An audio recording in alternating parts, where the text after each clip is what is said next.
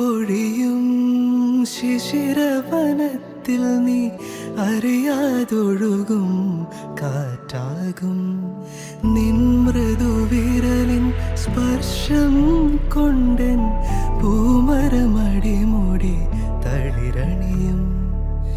ശാരദയാമിനി നീയാകുമ്പോൾ യാമക്കിളിയായി പാടും ഞാൻ. ഋതുവിൻ ഹൃദയം നീയാ